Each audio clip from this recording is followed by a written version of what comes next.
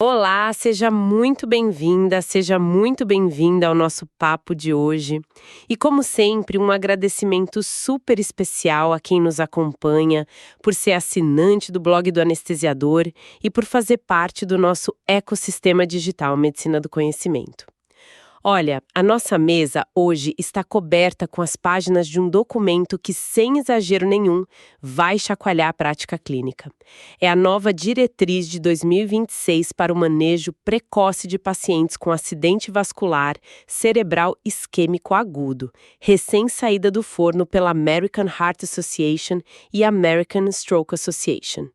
Nossa missão aqui é ir um pouco além de um resumo.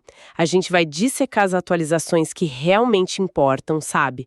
Aquelas que mudam condutas na emergência, na UTI e que vão gerar muita discussão. Muita discussão, exatamente. E acho que o ponto de partida, o que define o tom de toda essa conversa, é que a gente não está falando de um mero update. Não é só um remendo. De jeito nenhum. Não é um adendo. O documento de 2026, ele substitui por completo as diretrizes de 2018 e 2019. E isso, por si só, já é uma notícia e tanto. Com certeza. Significa que o volume e a qualidade também das evidências que surgiram nos últimos anos foram tão robustos que forçaram uma reavaliação completa de tudo, do pré-hospitalar até a prevenção secundária. Uma reescrita completa. Nossa, isso já diz muito sobre a velocidade com que o conhecimento avança nessa área, né? E para um documento com esse peso todo que vai influenciar o cuidado de milhões de pessoas, a metodologia por trás dele precisa ser, imagino, blindada. Como eles chegaram a essas conclusões? A robustez do processo é o que dá credibilidade, né? Eles fizeram uma busca sistemática, assim, massiva na literatura, Medline, PubMed, Cochrane Library, cobrindo tudo que foi publicado desde a última diretriz, e a peneira foi fina, sabe? Só pesquisas em seres humanos, publicadas em inglês, com um foco especial em ensaios clínicos randomizados de alta qualidade. Aí, depois de tudo isso, cada recomendação foi submetida a um processo de votação por um comitê de especialistas, usando o método Delphi modificado para garantir um consenso forte antes de qualquer coisa entrar no papel. Entendi. Então não são opiniões, é um consenso construído sobre a melhor evidência que a gente tem disponível. Ótimo. Com essa base sólida estabelecida, vamos ao que interessa. Onde é que começam as grandes mudanças? Imagino que a corrida contra o tempo, o famoso tempo é cérebro, comece bem antes do paciente cruzar a porta do hospital. Precisamente, e aí a gente vê a primeira grande novidade. A diretriz agora endossa formalmente, com recomendação baseada em evidência, o uso das unidades móveis de AVC, as Mobile Stroke Units, as MSUs. Que são aquelas ambulâncias super equipadas. É isso, com tomógrafo e tudo. Exato. São basicamente ambulâncias com tomógrafo portátil, laboratório, equipe especializada, capazes de diagnosticar e até iniciar o tratamento com uma trombólise ali mesmo. Na rua. Na rua ou na casa do paciente. É impressionante. Isso só com uma ficção científica se tornando realidade. Mas eu me pergunto sobre a viabilidade disso na prática. É uma solução para sistemas de saúde muito ricos ou tem potencial para ser adaptado para a nossa realidade aqui no Brasil? É uma excelente pergunta e a diretriz não ignora essa complexidade, tá? A recomendação é para sistemas que conseguem suportar essa logística. Obviamente, o custo-benefício é um debate que ainda está em aberto. Depende muito da organização regional, da densidade populacional, mas o endosso formal significa que o conceito está aprovado. Iniciar o tratamento dezenas de minutos mais cedo, antes mesmo de chegar no hospital, salva neurônios, melhora os desfechos. Entendi. Estabelece um novo padrão ouro, mesmo que ainda seja um objetivo distante para muitos locais. Exato. E uma vez que o diagnóstico é suspeito lá no pré-hospitalar, para onde a ambulância vai? Porque isso também sempre foi um ponto de debate, né? E aqui temos uma mudança de paradigma sutil, mas profundíssima. A lógica antiga era: leve para o hospital mais próximo com capacidade de fazer trombólise. Trombólise venosa, exato.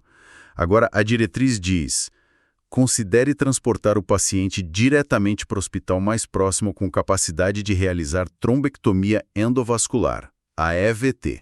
Uau! Isso é especialmente verdade se as escalas de triagem já sugerem uma oclusão de grande vaso. E, claro, se não existe um sistema de transferência entre hospitais que seja super ágil. Isso muda toda a lógica do atendimento, não é? Deixa de ser leve para o primeiro hospital e passa a ser leve para o hospital certo. Isso exige uma coordenação regional imensa, uma comunicação perfeita entre o resgate e os hospitais. Exatamente. A diretriz está, na prática, empurrando os sistemas de saúde a se organizarem em redes. Não basta cada hospital fazer sua parte. A jornada do paciente, do primeiro sintoma até a recanalização, precisa ser vista como um processo único e otimizado. Levar direto para o centro de trombectomia pode economizar 1 hora, talvez mais. E 1 hora num AVC é uma vida. É a diferença entre uma vida independente e uma dependência completa de cuidados. Certo. O paciente chegou ao hospital certo no tempo certo. Agora vamos falar das ferramentas de tratamento, as terapias de reperfusão. O que há de novo no arsenal para dissolver ou remover o coágulo? Olha, aqui está uma das mudanças mais práticas e que vai ter um impacto imediato no dia a dia.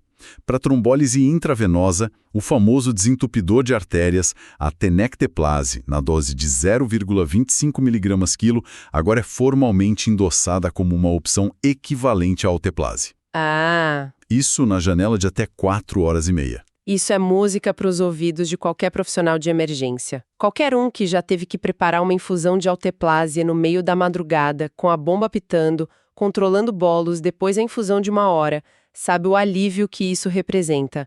Tenecteplase é um bolos único, em segundos. Exato.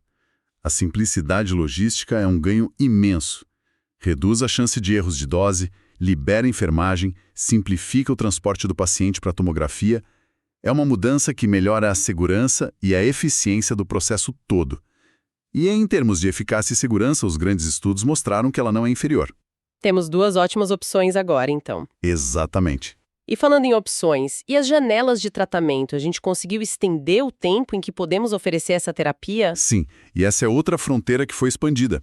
A diretriz agora apoia claramente a trombólise em janela estendida, ou seja, entre 4 horas e meia e 9 horas do início dos sintomas, e também nos chamados wake-up strokes. Aqueles casos em que o paciente acorda com déficit, né? E a gente não sabe a hora exata que o AVC começou. Isso. Espera aí, isso é uma virada de jogo. Durante anos, esses pacientes do wake-up stroke eram considerados inelegíveis, porque o tempo zero era uma incógnita. Como a tecnologia permite essa mudança? A chave é a neuroimagem avançada. A gente não olha mais só para o relógio, a gente olha para o cérebro. Usando sequências de ressonância magnética como DWI e FLAIR, a gente consegue ver um mismatch, uma discordância. O DWI mostra o infarto agudo quase que imediatamente, mas o FLAIR leva algumas horas para positivar. Ah, entendi. Então, se o DWI está positivo e o FLAIR ainda está negativo, isso nos dá uma estimativa de que o AVC é recente, provavelmente nas últimas 4 horas e meia, e o paciente pode ser candidato. Então, a imagem nos mostra que existe um tecido cerebral que está sofrendo, uma área de penumbra, mas que ainda não morreu. É esse tecido que podemos salvar. Fascinante. É exatamente essa a lógica. O mesmo se aplica a estudos de perfusão, que quantificam a área de penumbra versus o núcleo já infartado. Se tem muita penumbra e pouco núcleo, vale a pena intervir. Agora, tão importante quanto saber o que fazer é saber o que não fazer. A diretriz traz alguma luz sobre aqueles casos mais leves, onde sempre ficou aquela dúvida. O risco do tratamento supera o benefício? Traz sim, e é uma recomendação muito clara. Em pacientes com déficits considerados leves e não incapacitantes, Tipo uma dormência isolada no braço, algo assim? perfeito. Uma dormência isolada, uma alteração visual muito sutil. Nesses casos, a trombólise não demonstrou benefício e pode trazer riscos, como o de sangramento. Aí a diretriz é taxativa. A terapia antiplaquetária dupla, com aspirina e clopidogrel, é a abordagem preferida. É o famoso primus non nocere, né? Primeiro, não causar dano. Perfeito. Agora vamos para o tratamento de ponta para os casos mais graves, a trombectomia. O que mudou aí? Os critérios de elegibilidade também foram significativamente expandidos. Uma das maiores novidades é a inclusão de pacientes com o que a gente chama de large cores. Que seriam áreas de infarto já estabelecido na tomografia, maiores do que se aceitava tratar antes, certo? A gente olhava a imagem, viu uma área escura, grande e assumia que o dano era irreversível. Exatamente. A sabedoria convencional dizia que recanalizar a artéria nesses casos poderia levar a um sangramento catastrófico, sem benefício clínico. No entanto, estudos recentes mostraram que, em pacientes bem selecionados, mesmo com núcleos isquêmicos maiores, a trombectomia ainda pode levar a melhores desfechos funcionais. Isso abre uma porta de esperança para um grupo de pacientes que antes tinha uma situação bem complicada. Sem dúvida. E sobre a localização do coágulo? Tem novidades para os AVCs de circulação posterior que afetam o tronco cerebral e são tão graves? Sim, e é uma recomendação muito forte. Para pacientes com oclusão da artéria basilar, que são casos gravíssimos, a trombectomia é fortemente recomendada. Isso para aqueles que se apresentam em até 24 horas do início dos sintomas e têm um NISS, a escala de gravidade, de 10 ou mais. Então isso solidifica a trombectomia como o padrão ouro para esses pacientes. Com certeza. Antes, eles tinham uma mortalidade altíssima. Fantástico, mas o cuidado do AVC não termina na reperfusão. E o manejo de suporte na UTI? Glicemia, pressão, o que mudou nesses pilares? E aqui, olha, temos duas das recomendações mais disruptivas da diretriz, que vão contra dogmas que a gente tinha. A primeira é sobre o controle glicêmico. Por anos, a gente buscou um controle intensivo da glicose em pacientes críticos com metas rígidas, tipo 80-130. A nova diretriz diz: não façam isso. Uau, isso vai contra muito protocolo de UTI pelo mundo. Por que a mudança? Porque os estudos mostraram que esse controle intensivo, além de não melhorar os desfechos neurológicos, aumenta e muito o risco de hipoglicemia grave. E hipoglicemia é péssima para o cérebro isquêmico. Exatamente. É extremamente danosa para o cérebro que já está sofrendo. Então a recomendação é ser menos agressivo, tolerar níveis um pouco mais altos e, acima de tudo, evitar a hipoglicemia. Uma mudança em tanto. E a pressão arterial? Outro tópico sempre polêmico. Que a recomendação é ainda mais forte. É uma das poucas recomendações classe 3. Dano. Em pacientes com oclusão de grande vaso, que foram recanalizados com sucesso pela trombectomia, a redução intensiva da pressão sistólica para um alvo abaixo de 140 nas primeiras 72 horas é prejudicial e não recomendada. Prejudicial. Essa palavra tem um peso enorme numa diretriz. É um sinal vermelho gigante dizendo: pare de fazer isso. Qual o mecanismo por trás desse dano? Acredita-se que após a recanalização, a autorregulação cerebral ainda está toda comprometida. Baixar a pressão de forma muito agressiva pode causar hipoperfusão na zona de penumbra, aquela área vulnerável, e acabar aumentando o dano final. Então a mensagem é: nesse cenário específico, mais baixo não é melhor. Não é melhor.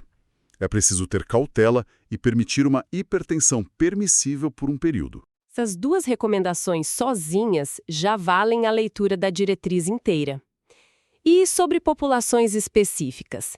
Crianças, por exemplo, sempre foram um desafio. E pela primeira vez, temos um avanço significativo aí. A diretriz agora inclui recomendações para o tratamento intervencionista em pacientes pediátricos. Ela reconhece a segurança e o benefício potencial da trombectomia em casos selecionados em crianças.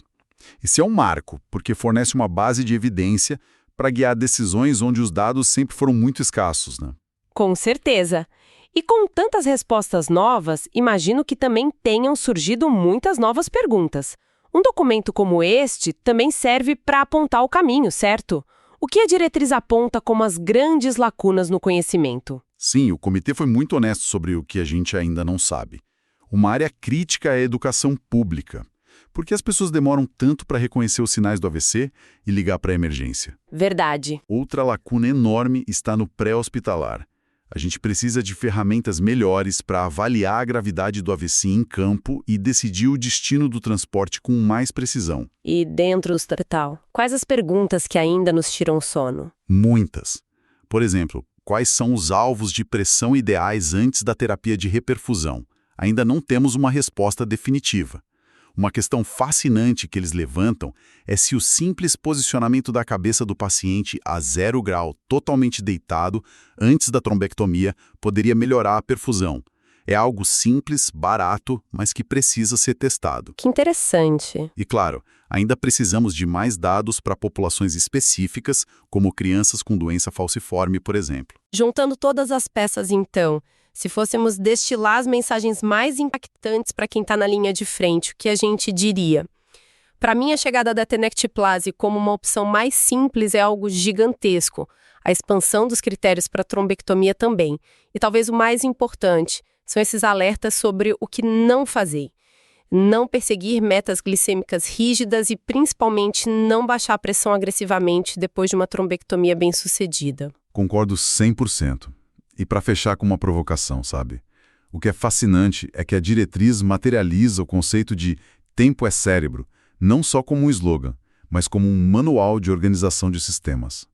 A pergunta que fica para todos nós, profissionais e gestores, é: como a gente pode redesenhar nossos sistemas de atendimento locais, da chamada para o 192, passando pelo treinamento do socorrista, até os protocolos de transferência, para transformar esses minutos preciosos em melhores desfechos para cada paciente. E como garantir que isso chegue para todo mundo, né? Exatamente, e não apenas para aqueles que têm a sorte de morar ao lado de um grande centro de referência. Essa talvez seja a próxima grande fronteira a ser vencida.